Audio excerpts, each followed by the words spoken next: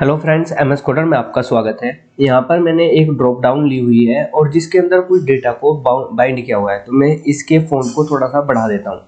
तो अब आप देख सकते हो कि यहाँ पर मैं क्या कर पा रहा हूँ, केवल इनकी वैल्यू जो है इनको मैं यहाँ पर सेलेक्ट कर पा रहा हूँ। अगर हमारे पास बहुत सारे डेटा हो, यानी कि हमारे पास थाउजेंड्स डेटा हो, तब अगर हमें उनमें से किसी पार्टिकुलर एलिमेंट को सेलेक्ट करना हो, तब हम क्या करेंगे, यहाँ पर वन बाय वन चेक करते जाएंगे, स्क्रॉल करते जाएंगे और उस एलिमेंट को हम ढूंढेंगे। लेकिन यहाँ पर एंगुलर के अंदर एक और ड्रॉप डाउन होता है जिसमें ये फीचर हमको दिया गया है कि हम इजीली किसी भी एलिमेंट को सर्च कर सकते हैं। जैसे कि हम फिल्टर में करते हैं कि हमारे पास बहुत सारा डेटा होता है और हम कोई भी लेटर एंटर करते हैं तो वो जिस एलिमेंट से मैच करता है उस एलिमेंट को डिस्प्ले करा देता है। तो आज की इस वीडियो में हम उसी सर्चेबल ड्रॉप डाउन के बारे में देखेंगे। तो मैं इसके फ़ॉन्ट को थोड़ा सा और बढ़ा देता हूँ। तो पहले मैं अभी आपको इसका कोड समझाता हूँ कि इसमें हमने क्या किया हुआ है। तो टीएस की फाइल के अंदर आते हैं और यहाँ पर मैंने कुछ डेटा लिया हुआ है। ये डेटा आपकी जो एपीआई है उससे भी आ सकता है, डेटाबेस से भी आ सकता है या किसी और रिसोर्स से भी आ सकता है। अभी तक हमने ये नहीं सीखा है कि किस तरह से हम एपीआई के थ्रू एंगुलर में जो डेटा होता है उसको एक्सेस करते हैं। तो हम आने वाली जो वीडियोस है फ्यूचर में उनमें भी हम उनको इजीली देखेंगे। तो यहाँ पर एक डेटा लिस्ट नाम का एक लिस्ट लिया हुआ है मैंने, जिसके अंदर कुछ एलिमेंट ऑफ एरे में यहाँ पर स्टोर करा रहा हूँ। इसमें जो जितने भी एलिमेंट है यानी कि ऑब्जेक्ट है उनमें दो प्रॉपर्टी है, एक नेम प्रॉपर्टी है और एक एज प्रॉपर्टी है। अब आते हैं HTML की फाइल के अंदर। तो यहाँ पर देखिए सिंपल सा जो कि HTML के अंदर हम यूज़ करते हैं ड्रॉप डाउन के लिए, सेलेक्ट टैग को यूज़ किया हुआ है। फिर उसके अंदर ऑप्शन जो इसका वो होता है चाइल्ड नोड होता है उसको यूज़ किया हुआ है। और यहाँ पर एक और यहाँ पर ऑप्शन दिया हुआ है मैंने, ऑप्शन जो टैग होता है उसको। और यहाँ पर ng फॉर लूप लगाया हुआ है। तो यहाँ पर डेटा लिस्ट में जितने भी एलिमेंट होंगे वो वन बाय वन करके डेटा के अंदर आ जाएंगे और डेटा में से मैं जिसको भी चाहूँगा उसको एक्सेस कर दूंगा। अगर मुझे एज भी चाहिए तो मैं यहाँ पर इस तरह से एज भी ले सकता हूँ, डेटा डॉट एज। अब मैं दोबारा से ब्राउज़र के ऊपर आता हूँ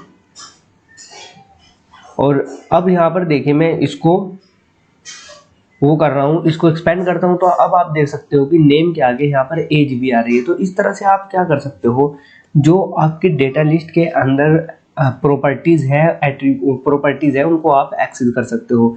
तो अब हम इस वीडियो में सीखेंगे कि ng सेलेक्ट को हम क्यों यूज़ करते हैं और उसको यूज़ करने का पर्पज़ क्या होता है। देखिए जो ng सेलेक्ट होता है उसको हम सर्चेबल ड्रॉप डाउन बोलते हैं, यानी कि हम एलिमेंट को सर्च कर सकते हैं।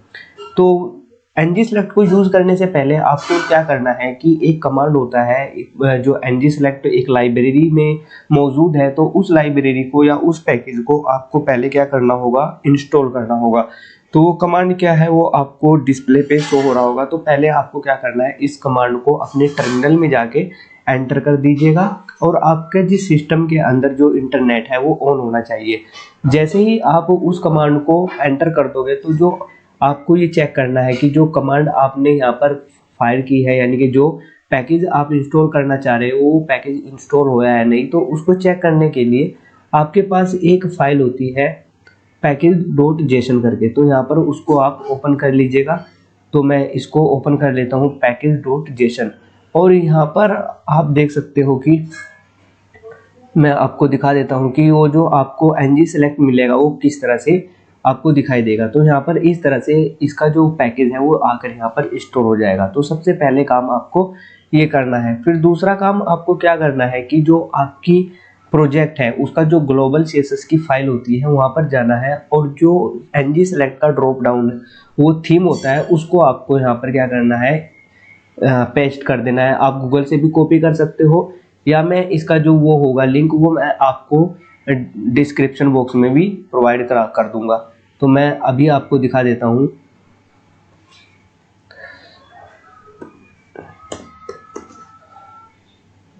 तो style.css करके फाइल है, तो इसको आप यहाँ पर ओपन कर लीजिएगा और ये वाला जो पाथ है वो यहाँ पर आपको पेस्ट कर देना है। बहुत से जो इसके वर्जन होते हैं एंगुलर के वो यहाँ पर क्या करते हैं, टिल्ड इस तरह का सिंबल होता है, टिल्ड सिंबल, इसको एक्सेप्ट करते हैं। अगर इसको यूज़ करने से आपका प्रोजेक्ट नहीं चल रहा है तो इसको आप यहाँ से हटा भी सकते हो। तो मैं इस फाइल को यहाँ से क्लोज कर देता हूँ और अब मैं क्या करता हूँ, जो HTML की फाइल है जिसके अंदर हम प्रोजेक्ट को करके देख रहे हैं, उस प्रोजेक्ट को मैं यहाँ पर ओपन कर लेता हूँ, उस फाइल को मैं यहाँ से क्या करता हूँ, ओपन कर लेता हूँ। और यहाँ पर देखिए क्या करना है, आपको कोई भी फॉर लूप यूज नहीं करना है। सिंपल सा मैं यहाँ पर पहले हेड टैग ले लेता हूँ, हेडिंग ले लेता हूँ और यहाँ पर टाइप करता हूँ ng select ड्रॉप डाउन, ताकि यहाँ पर हम क्या कर सके, डिफरेंशिएट इनमें कर सके इजीली। और मैं यहाँ पर टाइप करता हूँ अब ng select, ये वाला टैग आपको यहाँ पर यूज करना है। इसके फ़ॉन्ट को थोड़ा सा और बढ़ा देते हैं ताकि आपकी विजिबिलिटी के लिए अच्छा हो। अब यहाँ पर देखिए जो इसका ओपनिंग टैग होता है, यहाँ पर आपको कुछ एट्रीब्यूट्स यूज करने हैं जो कि पहले से ही मौजूद है, आपको कहीं पर भी उनकी इम्प्लीमेंटेशन नहीं देनी है। तो इस तरह से आपको स्क्वायर ब्रैकेट लेना है और फिर यहाँ पर टाइप करना है आइटम्स। आइटम्स के बाद राइट साइड में आपको उस लिस्ट का नाम यहाँ पर टाइप करना है जिसके अंदर आपने जो डेटा है उसको इनिशियलाइज करके रखा हुआ है। तो हमारे केस में लिस्ट का नाम क्या है, मैं आपको दिखा देता हूँ। डेटा लिस्ट है जो हम जिसके अंदर हमने एलिमेंट्स को स्टोर करा के रखा हुआ है, उसका नाम है डेटा लिस्ट। तो मैं इस ts की फाइल को यहाँ पर ओपन कर लेता हूँ और यहाँ से मैं आपको दिखा भी देता हूँ। तो ये डेटा लिस्ट है जिसके अंदर एलिमेंट्स यानी कि जो डेटा है उसको स्टोर करके इनिशियलाइज करके रखा हुआ है। तो इसको यहाँ पर आपको क्या करना है, इस तरह से पेस्ट कर देना है। ये डेटा लिस्ट क्या करेगा, जितने भी एलिमेंट्स होंगे इसके डेटा लिस्ट के अंदर सबको क्या करेगा, वो यहाँ पर लाकर बाइंड कर देगा। जैसा कि हम यहाँ पर फॉर लूप यूज कर रहे थे, ng फॉर लूप, तो इस ng सेलेक्ट के केस में कहीं पर भी आपको कोई भी फॉर लूप, किसी भी तरह का लूप आपको यूज करने की जरूरत नहीं है। जो सेकंड होता है यहाँ पर एट्रीब्यूट, वो होता है बाइंड लेबल।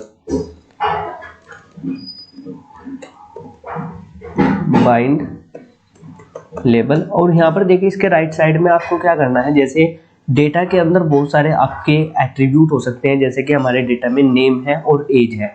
तो बाइंड लेबल के अंदर आपको बताना है कि जो ड्रॉप डाउन में डेटा आएगा वो किसका आएगा, नेम का आएगा या एज का आएगा। तो मैं यहाँ पर टाइप कर देता हूँ नेम, जैसा कि हमने यहाँ पर क्या हुआ है, यहाँ पर देखिए हम क्या यूज कर रहे हैं, डेटा डॉट नेम। तो ये क्या कर रहा है, नेम के अंदर जो वैल्यू है उसको डिस्प्ले करा रहा है। तो यहाँ पर ये क्या करेगा, बाइंड लेबल, जो नेम के अंदर यहाँ पर यानी कि डेटा लिस्ट के अंदर नेम के अंदर जितने भी डेटाज होंगे उन सबको यहाँ पर क्या कर देगा, ये बाइंड कर देगा। एक और यहाँ पर हम एक एट्रीब्यूट यूज करते हैं mostly, bind value. Bind value देखिए इसका काम क्या होता है कि जब हमारे पास ड्रॉप डाउन होती है, तो जब हम उसको सेलेक्ट करते हैं ड्रॉप डाउन की वैल्यू को, तो उसके सिलेक्शन पे यानी कि क्लिक पे क्या वैल्यू होगी जो डेटाबेस के अंदर जाएगी।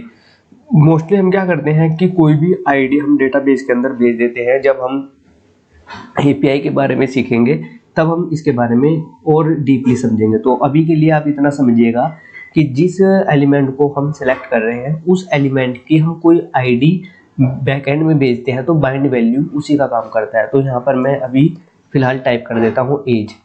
अब यहाँ पर देखिए एक और एट्रीब्यूट होता है प्लेस होल्डर। प्लेस होल्डर का काम क्या होता है कि आप बाय डिफॉल्ट क्या मैसेज यूजर को प्रिंट कराना, डिस्प्ले कराना चाहते हो। जैसा कि हमने यहाँ पर इसमें भी क्या हुआ है, इसमें हम क्या डिस्प्ले करा रहे हैं, सेलेक्ट ऑप्शन वैल्यू के हेल्प से।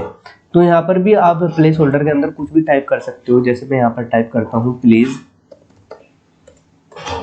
Select any one. I hope कि यहाँ तक आपको समझ में आ गया होगा। अब मैं आता हूँ ब्राउज़र के ऊपर और यहाँ पर हम देखते हैं कि कुछ हमें क्या देखने को मिलता है। तो मैं इसके फ़ॉन्ट को थोड़ा सा कम कर देता हूँ।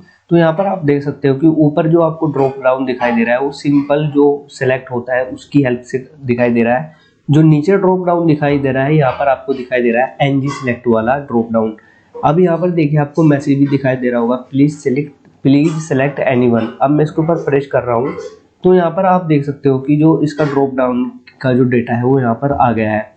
अब अगर आपको कुछ भी टाइप करना है, जैसे मैं टाइप करता हूँ के, यानी कि देखिए जिस भी नेम के अंदर के लेटर मौजूद होगा वो नेम ये हमको डिस्प्ले करा देगा। अगर मैं कोई और टाइप करता हूँ, जैसे मैंने ए टाइप किया, तो जितने भी एलिमेंट्स के अंदर ए लेटर है सबको ये यहाँ पर डिस्प्ले करा रहा है।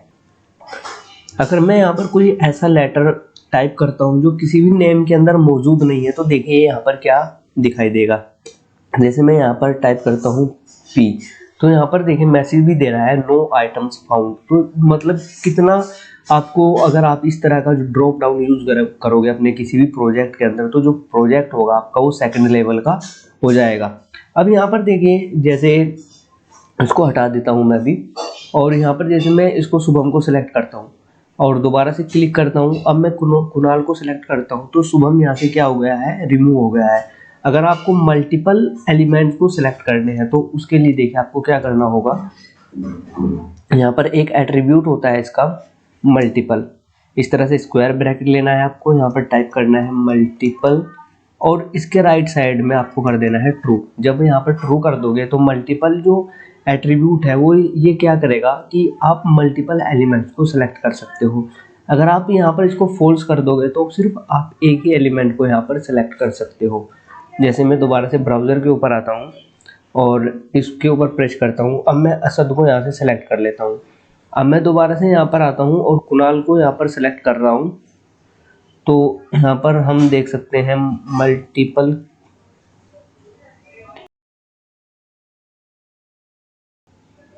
तो यहाँ पर आप देख सकते हो कि जो स्क्वायर ब्रैकेट है वो यहाँ पर मल्टीपल, जब हम एट्रीब्यूट को यूज करते हैं तो उसको आपको नहीं यूज करना है। अब यहाँ पर मैं असद को सिलेक्ट कर रहा हूँ, दोबारा से इसके ऊपर प्रेस करता हूँ, यहाँ से मैं कुणाल को सिलेक्ट कर रहा हूँ। अब मैं यहाँ से शुभम को भी सिलेक्ट करूँ, मतलब यहाँ पर अब मैं मल्टीपल एलिमेंट्स को सिलेक्ट कर सकता हूँ। अगर मैं यहाँ से किसी एक भी एलिमेंट को रिमूव करना चाहता हूँ तो यहाँ पर आपको क्रॉस का साइन दिखाई दे रहा होगा। मैं इसके फ़ॉन्ट को थोड़ा सा बढ़ा देता हूँ। यहाँ पर आपको क्रॉस का साइन दिखाई दे रहा होगा, तो इसके ऊपर आप प्रेस करोगे तो यहाँ से वो एलिमेंट रिमूव हो जाएगा। तो आज की इस वीडियो में सिर्फ इतना ही रखते हैं। आज की इस वीडियो में हमने ng सेलेक्ट यानी कि जो सर्चेबल ड्रॉप डाउन होता है उसके बारे में सीखा है। अगर ये वीडियो आपको हेल्पफुल लगी हो तो इस वीडियो को लाइक करके इस चैनल को ज़रूर सब्सक्राइब कर लीजिएगा। Thanks for watching.